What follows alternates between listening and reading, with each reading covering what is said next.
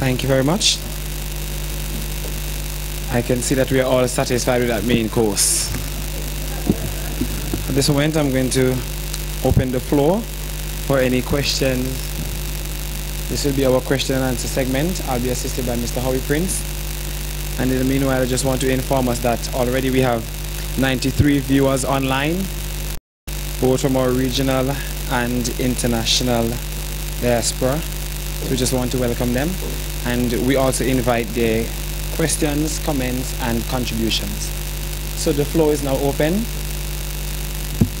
The floor is now open for any questions at this moment.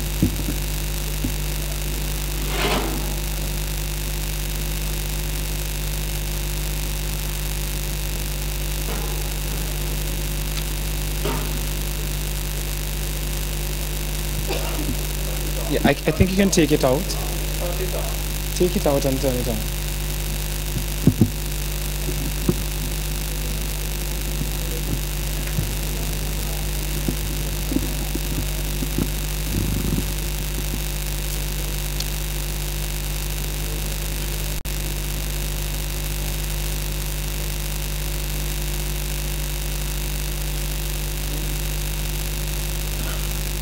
One.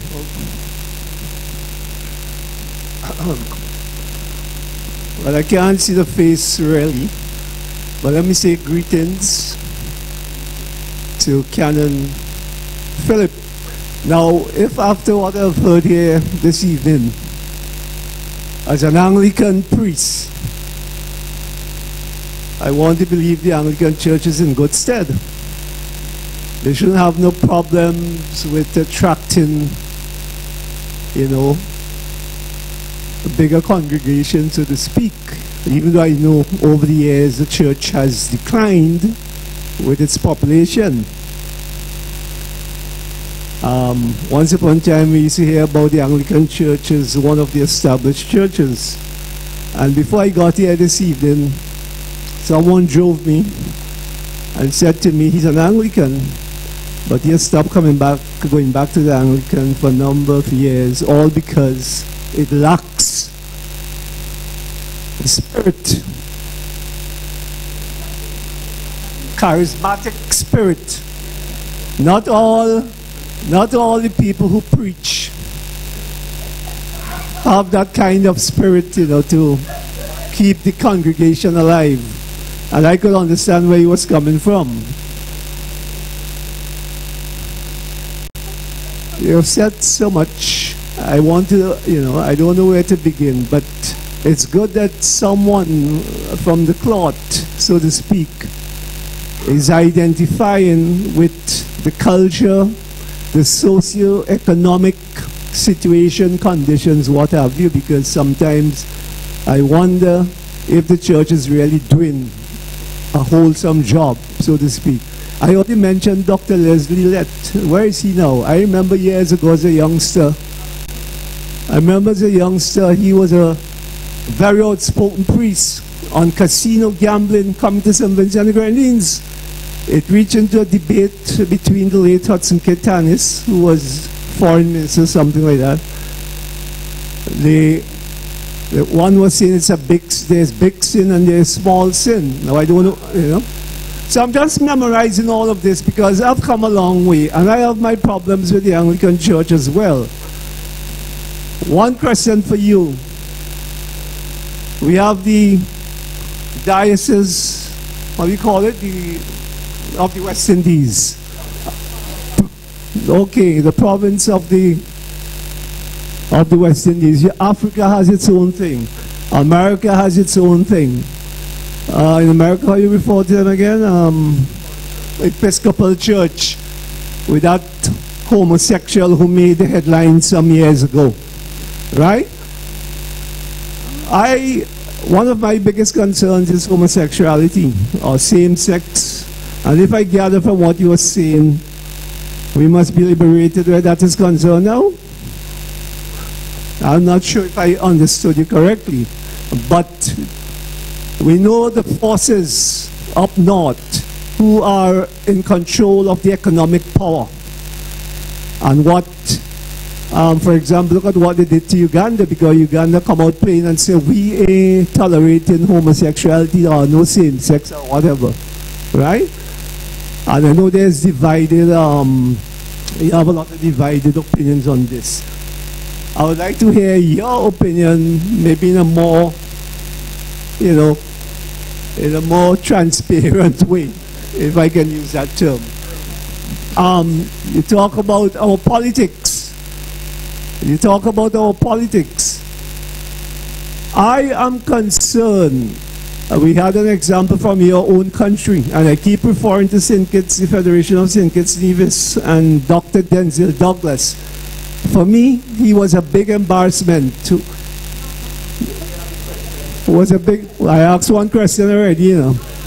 I was just going to ask if you could allow the Kenyan to respond to your question, please. The other question has to do with the politics. It is my belief, and I want to know, how do you think our Caribbean leaders are conducting themselves in terms of leading their various countries when you have them involved, indulging in some unquestionable things, you know, practices and what have you.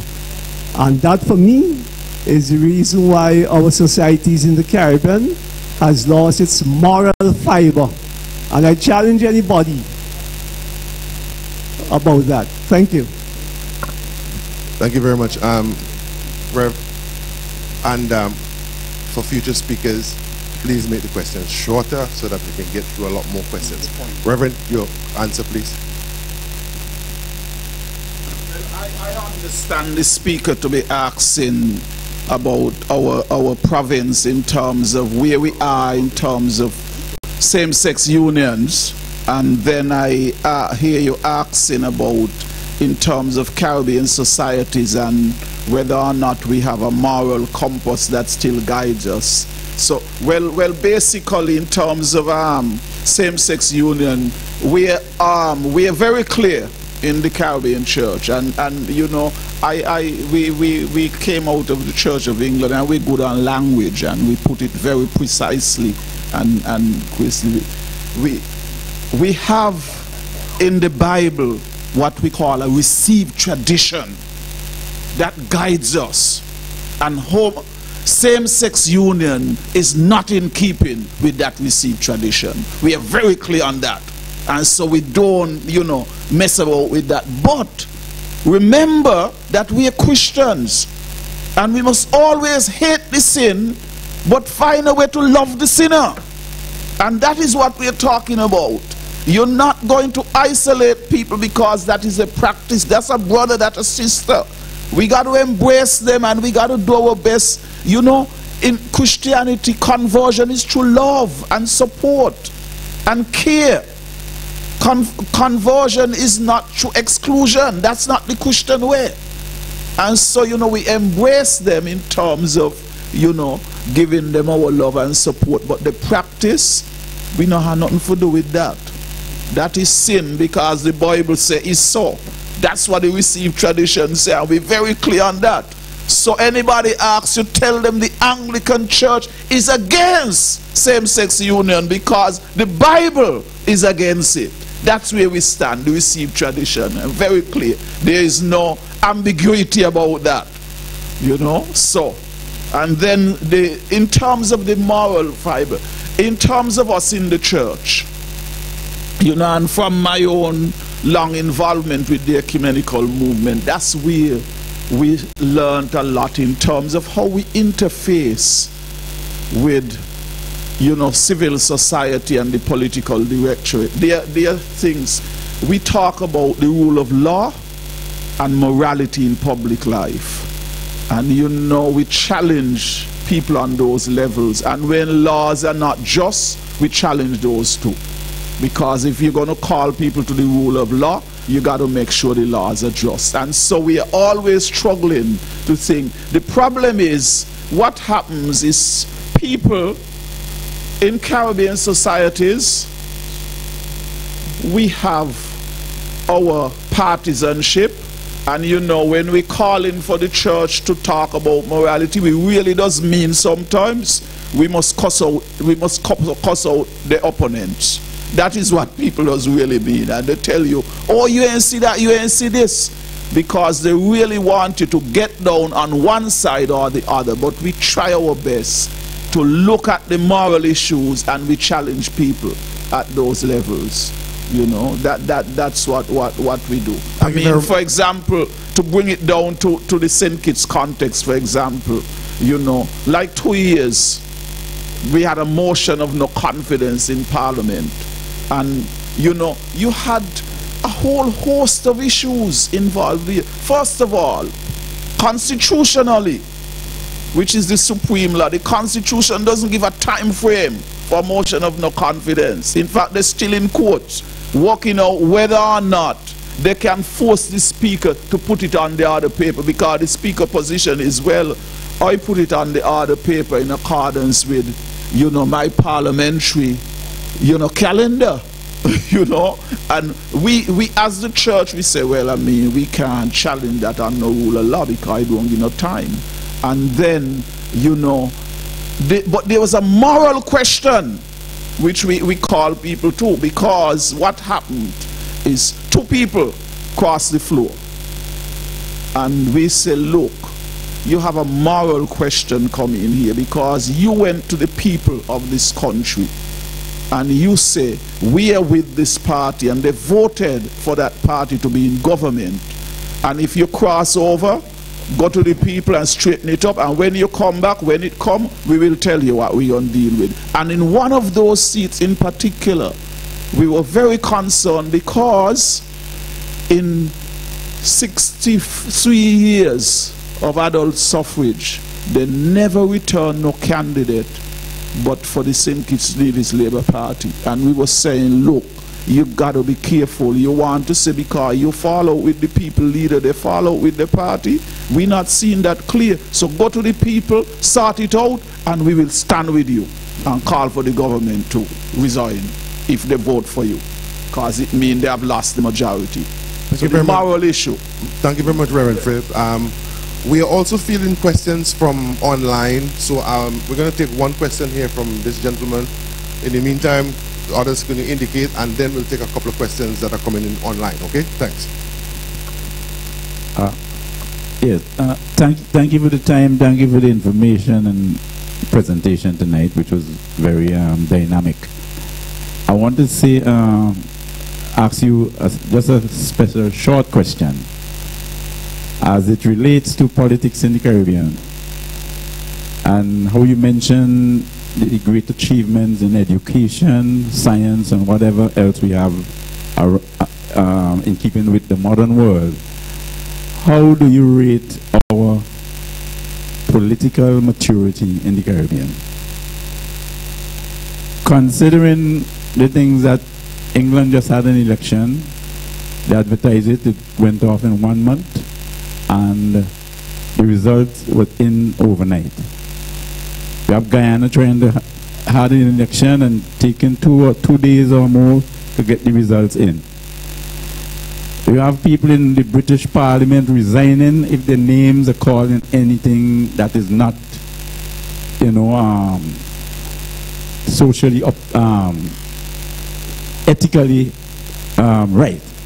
So what I'm saying now, how do you rate our political maturity in the Caribbean, even with the situation that you explained in St. Kitts and so on? How does that come into relation with all the progress that we have made in this emerging Caribbean civilization?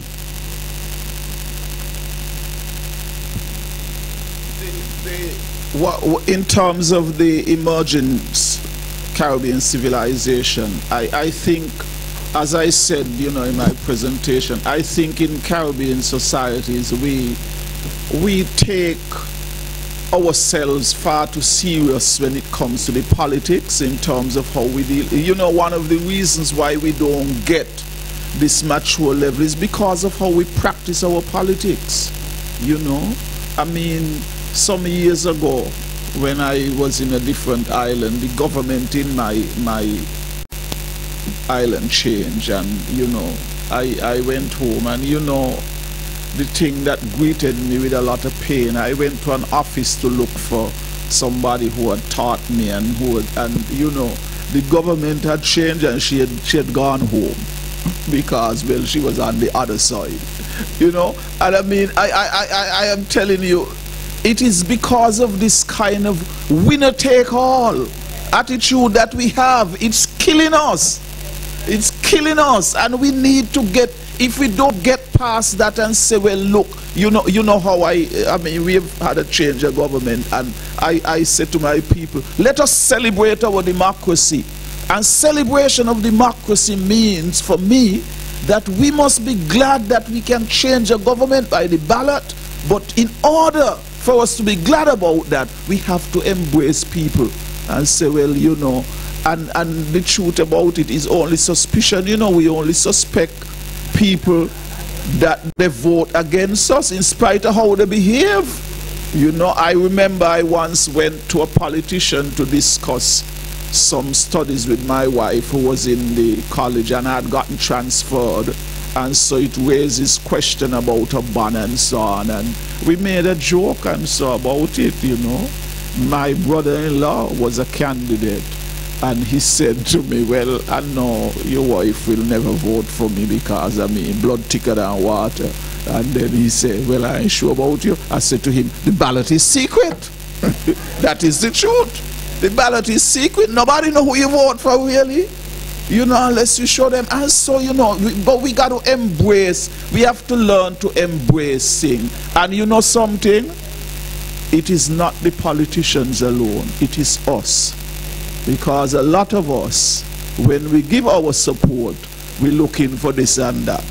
And if you only had 10 peers and I support you and I looking for one and you are 10 already, somebody gotta move for me to get in. So that is the problem. We got to look at ourselves. If we want our democracy to emerge in a different way, we got to look at ourselves and say, well, look, I am for nationalism, I'm for patriotism, and I want to see government work good. I don't necessarily looking for something. Okay, Reverend, if you please entertain one question from online. This question is from Austin Carrington from the Diocese of Barbados. The question is, and I'm reading the question exactly as written, how was poverty structured in early West Indian society? How was poverty structured in early West Indian society, especially as it relates to immigration? How was poverty structured in early West Indian society, especially as it relates to immigration? And that's from Austin Carrington, who was sent his question online from Barbados. Sure, I understand what he's really getting at, but in terms of poverty in Caribbean societies have always been structured among the lower classes of people, have always been the people who have experienced the results of poverty. I mean, you could talk about the whole business of, for example, when emancipation came in 1834, Antigua, for example, didn't go into apprenticeship because, poverty and the nature of the society meant that the ex-slaves, they couldn't do anything but go back on the estate. They couldn't do anything but go back on the estate. And so, poverty was always a glaring, and, I mean, in spite of all that Caribbean people have gone through in our societies, I mean, plantation economy has continued and been maintained and so on, because in spite of all the oppression, in spite of all the maltreatment and so on, people didn't have alternatives. And, that was part of how the poverty cycle worked. They didn't have the alternatives. Thank you very much. We'll take a question from locally, Reverend. Good night. Addressing the postmodern Caribbean, and specifically to the point of eliminating dependence, You spoke about creating a mindset of entrepreneurship, basically, moving away from becoming an employee to becoming an employer. Does the church have an economic role to play in terms of influencing policy decisions at the highest level? Because within the OECS and CARICOM space, we have to speak to economics if we're talking about the emerging Caribbean civilization. That's where people are most affected. Yes, there's a social role, yes, there's a spiritual role, but in terms of the economics of it, is there a role that the church has to play? And if there is a role, what is that role? Well, the role of the church comes out with, first of all, there's advocacy. And you know, we have to be on the cutting edge of advocacy in terms of challenging policy. You see, one of the things, for example, you know, and some of my colleagues, they hit me very hard for it, but I now pick up the practice, you know. Anybody call me anywhere to offer prayer, whether they're opening a new building, a new housing estate, whatever, I go and I tell you, I preach a little sermon, and I just tell them, I go and say a few words. If you don't want it, please ask somebody. They say, no, Reverend, come. And basically what I do is advocacy. I say, you know, you open a housing estate, and you know, everybody have a right to housing. So I expect if people make their application and they qualify based on the income and so on, that nobody going to tell them because they ain't supporting the party they can't get a house. You know, so those are the kinds of things we got to press. Advocacy. You know what some of my colleagues say? You go and you go trouble the people. They call you to pray and go home. You know, that's what they said to me. So you know, in order to soothe my conscience now that I ain't breaking up the people, I tell them what I'm going to do. So that, you know, and I said to them, well, I did tell them, you know, so if they didn't want it, they could have tell me, no, I ask you. Because, you know, me, the thing. But, you know, we got to be in advocacy, and we got to understand that every moment is a missionary moment to make that advocacy on behalf of God. And so nobody going to call me and expect me to go up there and say, let us stand and pray. And in fact, you know, they just tell them, stay standing after the national anthem for prayer. Tell them, sit down. I have something to say. Everybody sit, please. And you know, if I'm in a good mood, I say, I am sure the tree not going to rule me out of order. You know, if I'm in a good mood, I say that. But you know, if I'm not in a good mood, I just tell them, sit down, I have something to say. And I read my scripture and I say what I have to say.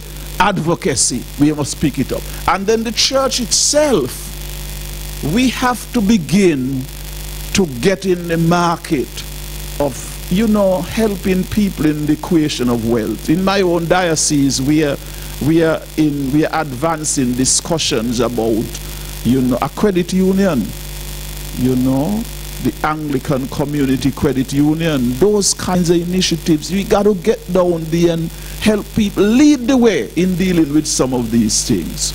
You know, so advocacy, and in terms of your own program development and so on, we can do a lot in leading the way in that. You know, but advocacy has to be a big part of it, you know. Any more local questions? We do have quite a few questions that are coming in online, so if we're not getting any local questions, we'll go to those online. Okay, back here. Thank you. Good evening, ladies and gentlemen. My name is Rosamond Richardson from the parish of St. Philip's, Mesopotamia. Before I ask my question, I wish to make a statement. And Canon Phillips, I believe you did a good job in outlining the historical genesis and the development of our Caribbean civilization, showing the factors that has influenced how we have developed and continued from mercantilism and European expansionism, slavery, and you mentioned what transpired after emancipation, whereby the governor had made this statement whereby a race has been freed but a society has not been created. Now, Also, you did mention globalization, but I don't believe that you adequately address the issue how globalization continues to perpetuate exploitation, particularly when you speak of as it relates to capitalism and neoliberalism, where it continues to perpetuate exploitation, whereby okay, I'll continue with my question. Now, my question is, how in the church playing its role in our Caribbean civilization, shouldn't the church be advocating its position on issues that are modern contemporary issues that are now facing us, in such as the new push for reparations? Shouldn't the church be articulating its position on reparations? Issues such as the legalization of marijuana, shouldn't the church be articulating its position on these issues? Because these issues are issues that are affecting us now and continues to affect us, where our leaders, political leaders and the people of our region are facing these issues. And I believe in playing its role, the church should articulate its position on these issues whereby it can influence them. Thank you. Thank you. Well, what I want to say to you is that in terms of reparation, we are interfacing with that. I am a member of the reparations committee in St. Kitts. I represent the Christian Council on that committee, and we are discussing ecumenically and within our own denominations, you know, in terms of, you know, how we are going to give theological support to that process. And in terms of the marijuana, the House of Bishops, they now have a panel that is studying that in terms of the issues to do with legalization of marijuana, you know. Because that's one of the ways you do theology is you got to get the information and you reflect on the information in light of what we believe and experience about God, and then we speak out of that. We don't speak first, then wait for then the information coming after. So, you know, it's not that we're not silent in the sense. Silence is not a sense of doing nothing. We are engaging the process now, and we'll continue to actively engage the process, you know. We'll take another question online, and this one is coming from Archdeacon Glasgow from Grenada. It says, crisis theology is integral to our experience. Crisis theology is integral to our experience. Can you draw similarities to the experience of Israel, its growth and development?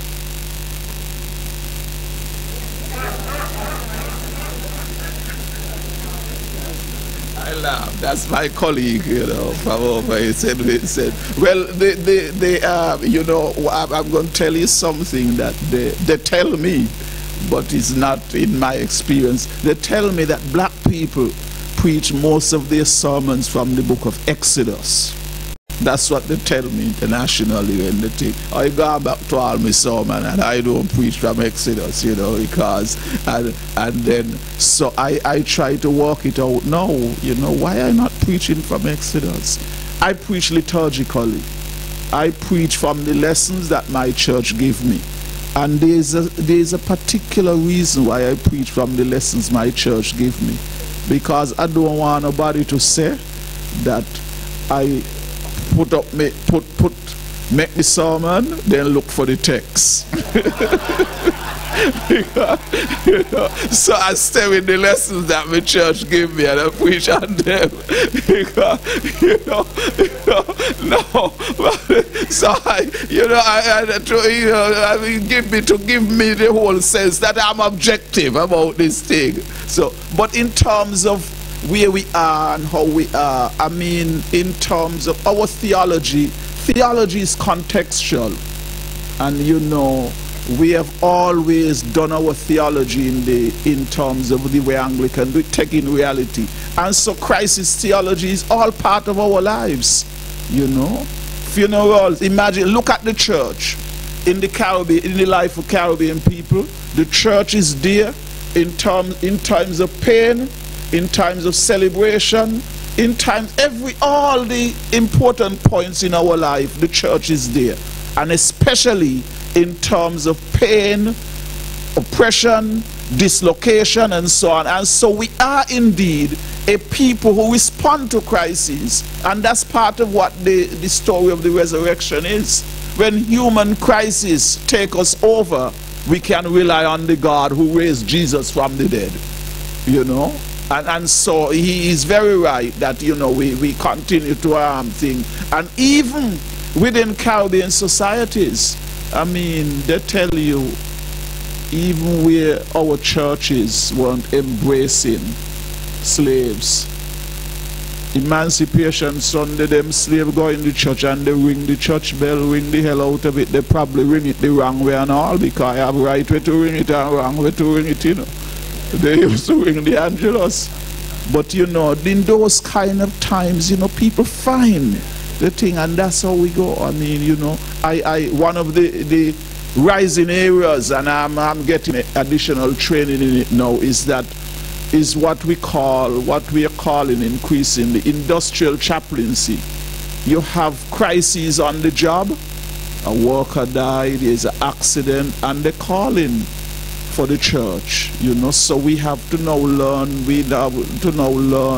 you know, community psychology, how you're going in to interface with those and intervene in a way that is meaningful to help them to reconstruct the world and carry on their life. So that is an integral part of the thing, and we'll have to continue to have that kind of crisis intervention. It's all part and parcel of it. But the thing is, we can't stay there. We also have to move people beyond that and have a holistic, you know, the advocacy and the programming and so on. We have a thesis question from Canon Courtwright Davis from Washington, D.C. I would propose that you give him the short answer and you can write the long answer to this question. The question is, in light of your call for engagement and transformation in the emerging Caribbean civilization, what modes of change or transformation would you suggest for the structures, theology, and patterns of ministry of the Anglican Church in the West Indies? Would you like me to repeat that question? I will. In light of your call for engagement and transformation in the emerging Caribbean civilization, what modes of change or transformation would you suggest for the structures, theologies, and patterns of ministry of the Anglican Church in the West Indies? The short version, please. Well, my basic answer to that, you know, I mean, we had a Congress, our first Congress. When was that Congress again, Bishop? The Jamaica one. 2000, and that question was posed as we discussed the whole business of ministry and collaboration and networking and so on. What I would say is that those patterns and structures, they need to emerge out of our conversations with one another, out of our engagement with each other. They need to emerge out of that kind of setting. But you know, sometimes, and it's engagement with what we have presently, but sometimes we seem to have a fear of engaging deeply with what we have and we are, because, you know, when we do that engagement, sometimes a lot of confusion, and some of us, we don't like confusion. But you know something, you know, the first revelation of God we have in the Bible is the God who brings order out of chaos. So we need that engagement with all the confusion and the chaos that it brings, and I think that, you know, God could guide us out in terms of how we deal with and get past our structures. I mean, we have all kinds of issues, you know. The people, sometimes we have issues as to whether or not, you know, we can break new ground in terms of ministerial development. And so one of the things I think that we really need to look seriously at is, where are we going to put the emphasis in Anglicanism, where our lay people are empowered for ministry? That is one of the things that we got to seriously engage. I believe that we got to lift confirmation in a different way and make it the point where people are empowered for their personal ministry. And maybe we need to talk now, instead of a threefold ministry, we say fourfold: confirmation, the ordination of the laity. Thank you. Thank you very much. Canon, we have a question from this lady in the back. Good night, everyone. You talk about tonight embracing sexuality and terms of culture. My question to you is, what is the role and place of the woman in this whole topic of Caribbean civilization as we seek to go forward and develop our Caribbean?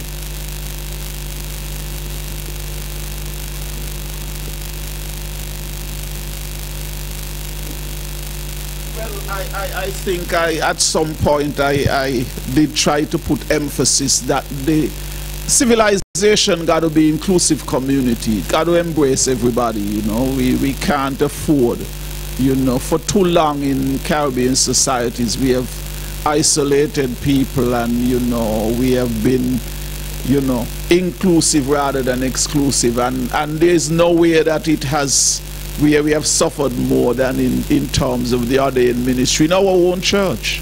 You know, in our own church we have, you know, for a long time we didn't affirm women in the ordained ministry, even though they were in other places in the church. But we got to embrace people, and whoever people are, whatever gifts they bring, we got to embrace those gifts and don't see, you know, the labels and so on. You know, we got to embrace gifts and use the appropriate people to move the process of development forward. So every person has a role in that process, not only women, men, young people, children, you know, people who are differently abled. Everybody have the role to play. You know, an amazing thing happened on Mother's Day. This one of my ministers preached, and she told this story. She's an invigilator at the exam, and she told this story about this young man. And I knew the young man because I had met him, you know, quite accidentally really.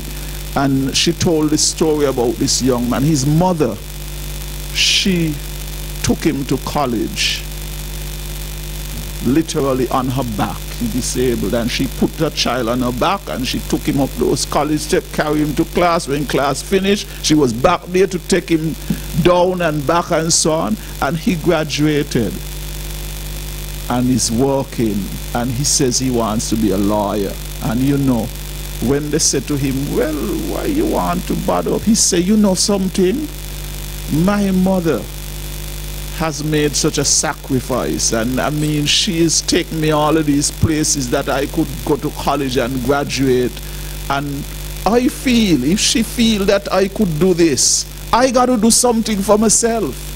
And so, you know, sometimes we need to create the opportunities for everybody to be involved in the process, and don't isolate anyone, you know, no matter who they are and what their situation is. Give them the opportunity. All have to be embraced in this inclusive community for the civilization to emerge for what we want it to be. We'd like to thank all those persons who participated online. We seem we have exhausted the online questions, and now, Father Jones. Canon Phillips, on Tuesday of this week, you spoke about inclusiveness. The Island Church Council met at Bayabu, and all the parishes were represented. And the bishop pointed out to me, I was making a point at the meeting, that all the delegates at that meeting were women. All the delegates were women.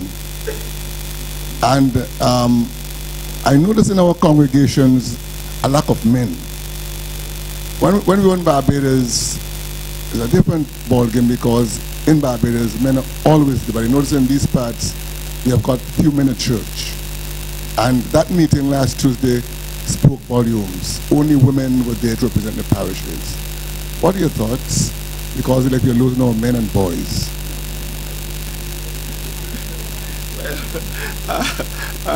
You know, some time ago, somebody in my congregation, we were talking about the fact that, you know, there were all these women and, you know, few men, and, you know, she says to me, you know, every Good Friday for the last 3 years, you're preaching the same sermon, you know, different orientation, but you're always asking, where are the men? And she says, you know, maybe you need to get a woman assistant.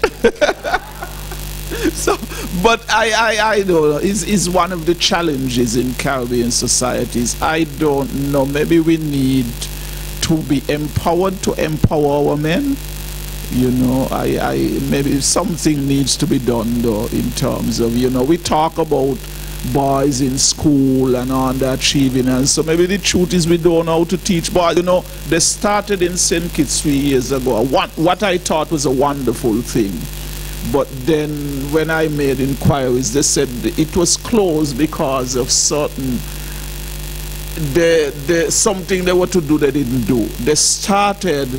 They moved some classes, 2 classes, into what they call single-sex classes. These are co-ed schools and they move, but what the education planner told me is that they were supposed to set up a control group or something, that they were doing the same thing with a mixed class, and they didn't do it. So he had to close the thing because it wasn't going to be able to teach them anything in terms of what they were trying to look for. It was part of trying to find out exactly what are some, and I mean, they've done a lot of work. I mean, even the classroom, or you go to this classroom where they have these girls and they play pink up, you know, and all these kind of things, you know, they really were, you know, trying to really see, you know, how, but he said they didn't set up the control group and he had to pull the experiment because, you know, they wouldn't be able to really make proper comparisons, you know, and I said it was a pity, but they promised they'll do it again.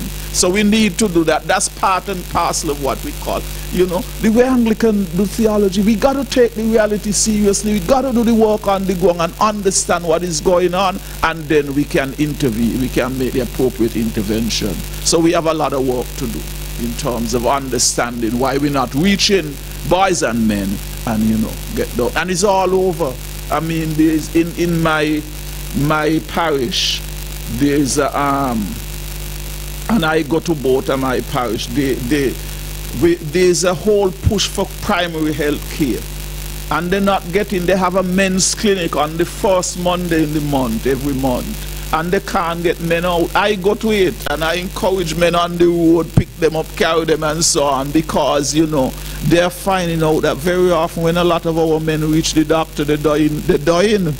So they're trying to get them into preventative health care and so on, and so, you know, and so, you know, they're trying to, so it's not just in terms of the church, but, you know, we have this thing, and we have more widowers than widows. You know, we have more men women who the husband die off, leave them, you know, but my older brother say, I kill the killing us with stress.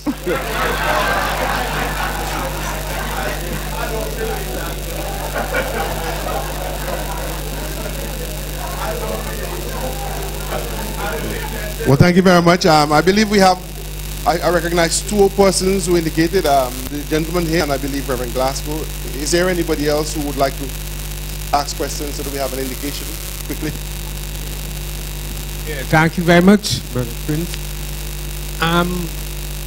Canon Phillips, I heard you, what you said, and same-sex marriage.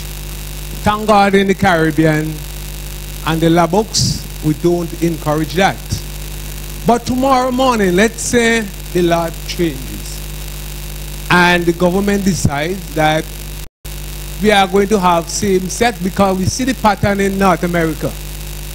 We have heard before that the church didn't encourage persons who divorce, they didn't marry them, but we see a change taking place now.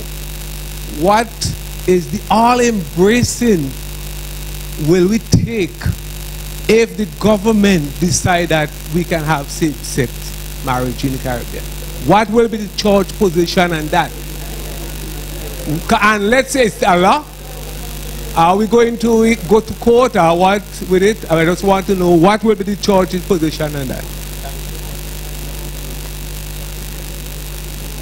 Well, one of the things I should say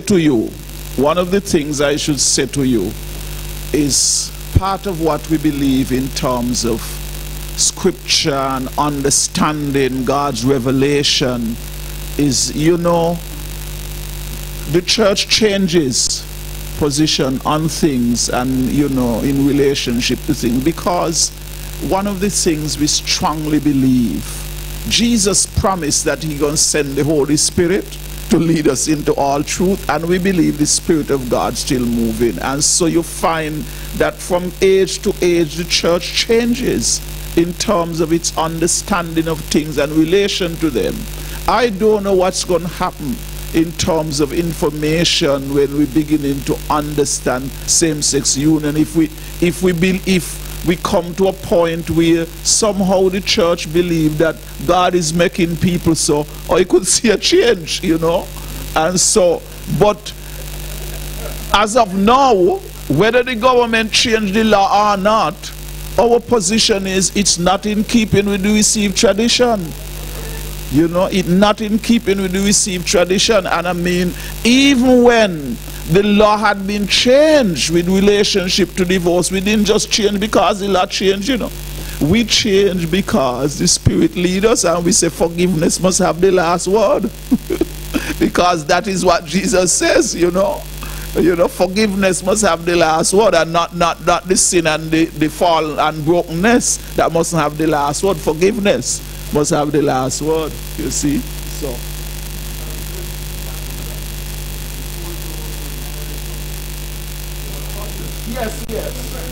yes. And I mean, we just don't marry divorced people, you know. They have to meet the bishop's marriage. First of all, at the parish level, that priest who is going to marry them, if they're allowed to be married, he has to counsel those people. And there are people who come to me, and I have to say to them, well, I'm going to tell you, you know, you have to go by the magistrate, because how you treat the woman, the other man, daily life, I really don't think that I want to ask my church to take on that. You know, you have done some things that are really not so good, but if you go there and they marry you, I could come and give you a little blessing of your civil marriage to see if the Lord would empower you. But I can't, in all honesty, say I'm going to tell my church to sanction you to get married in church again. Now how you treat the woman there. You know, so sometimes I got to tell people up front that, Lord man, you really, that ain't on. Not how you behave with that thing there, you know, so. And we you know, so first at that level you got to make an assessment and, you know, pass on to the Bishop Marriage Commission, and they are looking at those things. If I look at them and I'm not convinced, I'm not going to convince them, so I'm not going to send you to them. You know, so Canon Philip, first permit me to say it's a pleasure to be reunited with you after some 20 plus years. I am concerned, I want us to go back to the issue of the men and the involvement of the men, or lack of involvement in men in the life of the church. You alluded to a situation where it was suggested to you that maybe you needed a female assistant. I have the peculiar situation where the priest in the parish is a female. I have a peculiar, unusual situation where every Sunday morning I have a large percentage of men in the congregation.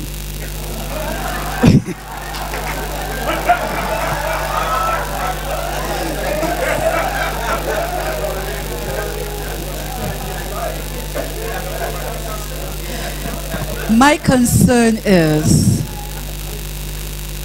I don't see them after Sunday morning. I am wondering, as we talk about the emerging Caribbean civilization, and we look back at our history and socialization, have we misled our male minds? We tell them you're the stronger sex, you're this, you're that, the man is supposed to do this, the man should not do that, but in reality, they're experiencing something else. We had a situation where we advocated for, and we are still advocating for the eradication of unjust structures against the women in society. Maybe we have gone perhaps a little bit too far on the other end of the continuum, where we've set things in place to empower the woman at the demise of the man. I'm just wondering aloud. I don't want to limit it just to church and church attendance and church involvement, but I'm concerned about the male in our society, the young men in our society. The parish where I am, you will see the young, able-bodied men just sitting around. 7 o'clock in the morning, they have a bottle of SLR rum. You know, what do you believe could be responsible for where our males are at this point in time as our Caribbean societies are moving on, and what can be done to assist them? I've had some suggestions from my brother clergy, but I don't want to go that way. I can't make that public. But I'm really serious about the men. How can we help them? Thank you. Well, as I say, we have to look and see, you know, and the history is probably part of it too, and, you know, all those things. But we have to do more work on the ground to understand what is happening, and then, you know, make the necessary interventions, you know. And I mean, I agonize over it a lot myself, you know, and you know, all the time, you know, I sort of and it's not only there, being in schools, where I go to schools in my parish, they have all these issues with, you know, men and things. And well, I will tell you that in my own, you know, nation now, we have for the last 5 years, you know, the Ministry of Gender Affairs, you know, they have traditionally hired only female gender officers, and they have a male gender officer on staff because of that same concern that, you know, they feel men need to be empowered just as women were oppressed, and they have gone now and they have, you know, the University of the West Indies have more women than thing in terms of graduation and so on. You have more women than men and so on and everything, and so they are doing work there. We have now in our diocese, we just we're making arrangement to kind of bring a program on stream called Caring Dads, where we are trying to bring men and the role in the family to sort of focus on men and empowering them for positive involvement in the family as part of trying to deal with that, you know, that marginalization of men that we are seeing across the society. We don't know how it's going to work, but we are trying, and that's what the church has to do. We have to try and engage them to see how we understand those things. What I do personally, what I find that all these women in all these things, they have a lot of men in their lives.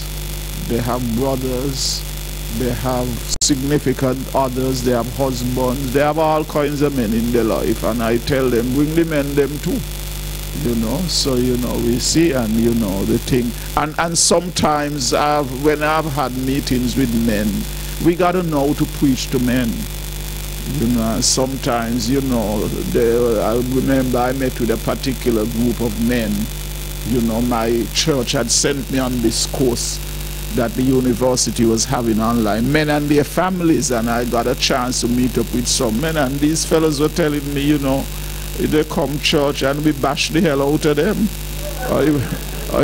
I went go look at me sermons them, you know, to see if I was guilty.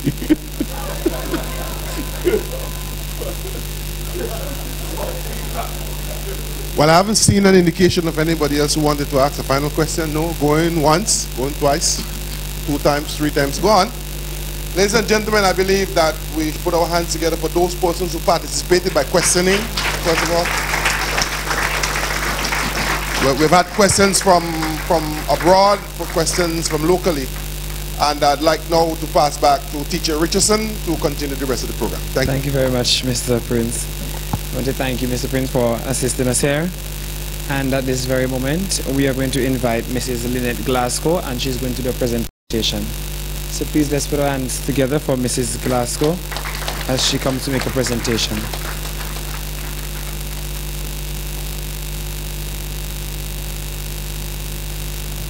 Thank you. On behalf of the board, staff, students of Bishop's College, and the diocese on a whole, it gives me great pleasure to make this token presentation to you and to thank you for a very inspiring lecture. Thank you very much, ma'am.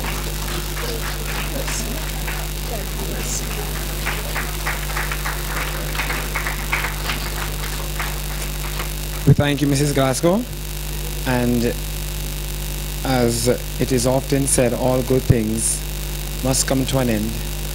But as we do that, we want to invite Mrs.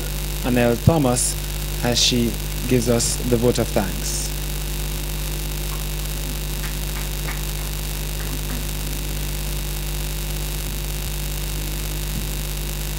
Thank you, Mr.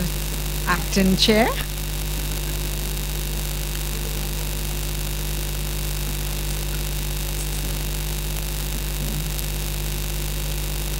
Thank you all for attending the lecture this evening in memory of the Most Reverend Sir Cuthbert Woodruff, Archbishop of the West Indies.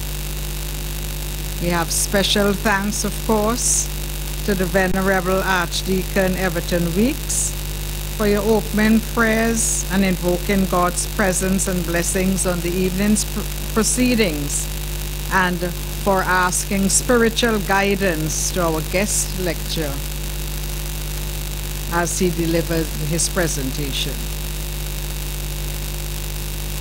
Reverend Patrick McIntosh, Dean of St. George's Cathedral and Chairman of the Board of Governors of Bishop's College, we thank you for giving us the welcome this evening and also for giving us a foretaste of what we would expect from our presenter this evening. To the students from Bishop's College who played the anthem for us at the opening, and those other students who entertained us with their little orchestra.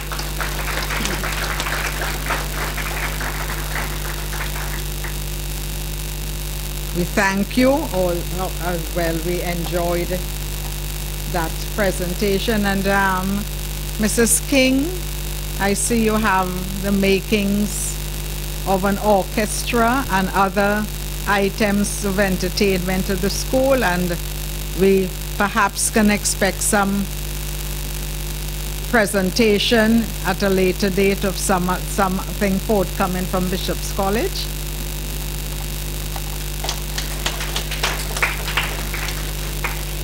Of course, the staff members who gave us that lovely musical rendition. We also thank you for participation. Miss Dion John, who had to leave us because of a previous engagement, but in her absence, I'd like to ask her for chairing the proceedings up to that point and for introducing our guest speaker for the evening.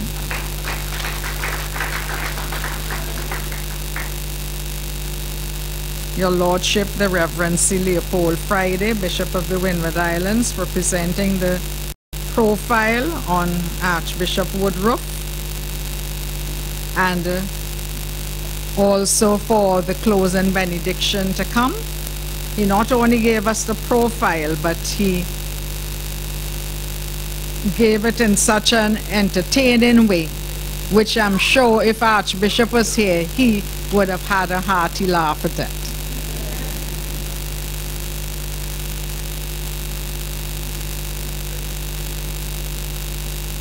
To Sir Errol Allen, many thanks for allowing us the use of French's House to host this lecture. And I think I saw him earlier, and for also attending.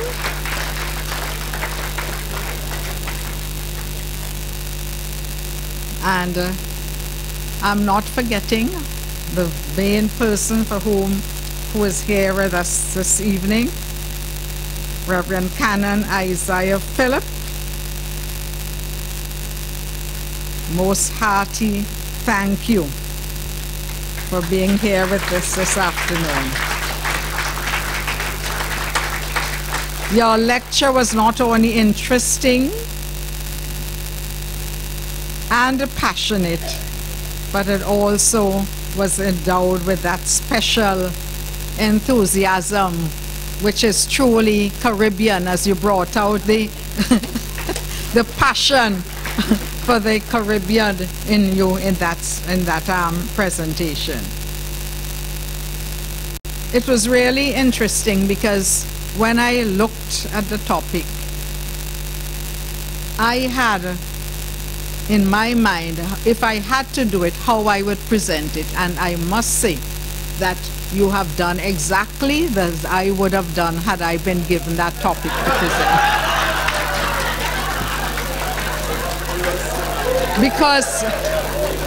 Because you believe in inclusiveness, and I think this should have been inclusive of all persons, not just for the Anglicans, but for all Christians. And we have to, you brought out the idea of our emerging as a Caribbean civilization and then linking it with the Anglicanism, which I think was indeed well done.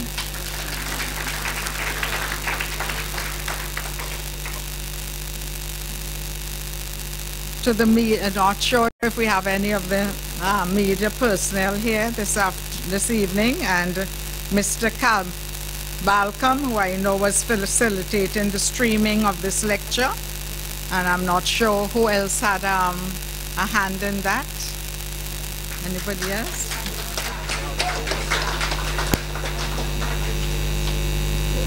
Pardon?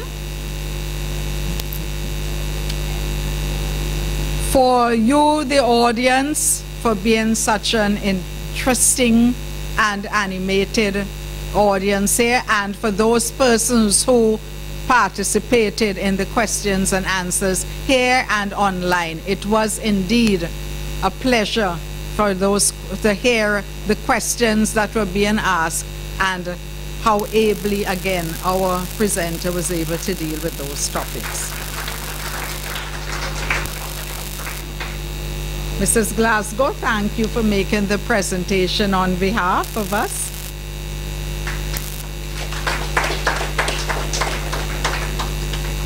I'm leaving Mrs. King for last.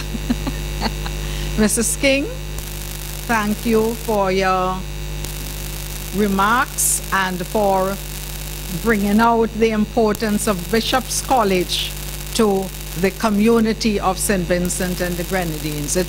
And I would like to point here, and perhaps Mrs. King would agree with me, although it is an Anglican church, and she did emphasize it is the only Anglican church at the moment in St. Vincent, school, I beg your pardon, in St. Vincent. The majority of the students of that school are not Anglicans. So it shows again the role of Anglicanism in inclusive.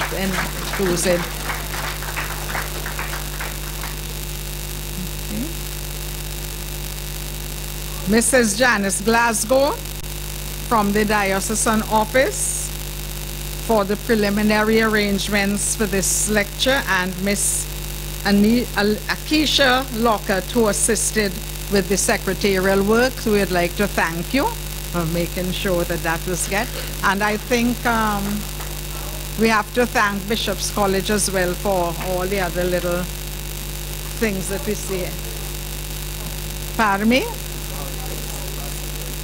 Oh, yes. Okay, Mr.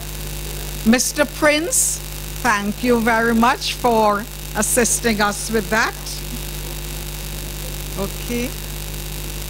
If I have forgotten anyone, please accept my apology and my thanks for not remembering you, if I have done so.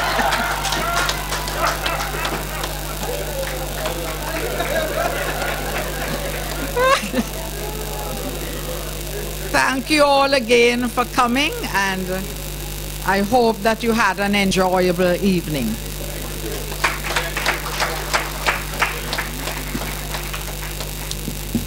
And with that, we want to thank Mrs. Thomas for thanking us. So thank you, Mrs. Thomas. And even now, we want to invite the Right Reverend C. Leopold Friday, Bishop of the Windward Islands, to give us the closing benediction, please.